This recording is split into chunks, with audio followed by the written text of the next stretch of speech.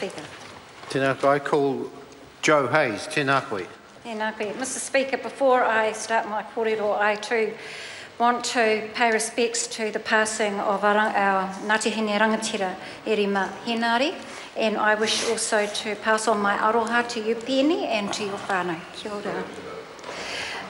So the purpose of the other person I would like to acknowledge is our Minister, the Honourable Maggie Barry, our Minister for Arts, Culture and Heritage, who is bringing this bill, shepherding this bill through the House. It is a very important bill, even though it is quite narrow focus, but an important one in the history of this country, Mr. Speaker. So the purpose of the bill, it aims to make changes to the Waitangi Trust Board membership, and that's why it's such a narrow focus. But before I talk about that focus and the membership and the kōrero we had in Select Committee, I just want to take us on a little trip down through the annals of history, because without the history we wouldn't be here discussing this bill today.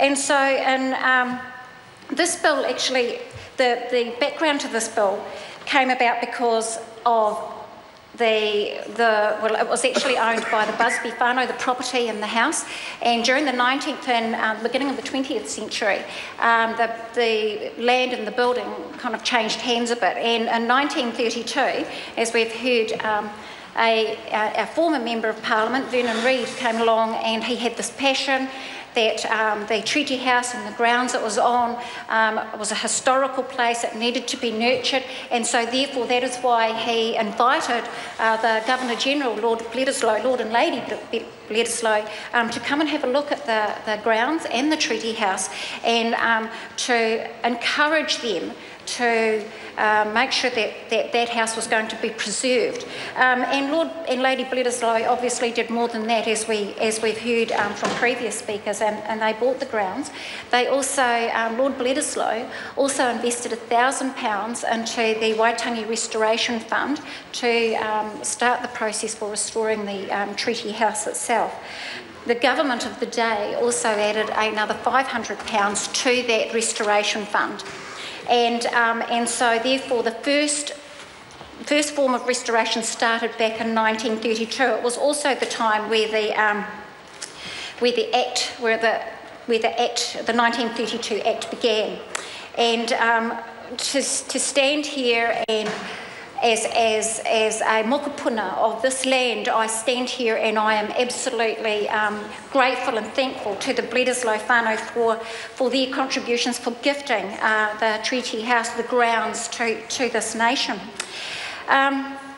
So anyway, as I was saying, this Act in 1932, it gave statutory effect to the Waitangi National Trust Deed, and that also established the Trust Board. And the Bledisloes did this in the time of, it was Great Depression. Our country was going through very Great Depression.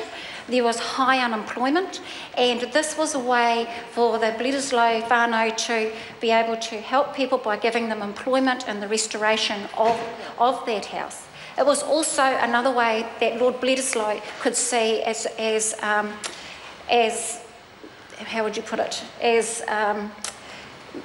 it's not recompensing. It's like settling up a relationship between Pākehā Māori. Sorry to interrupt the member. The time has come for me to leave the chair for the dinner break. Members, the House stands adjourned until 7:30 p.m.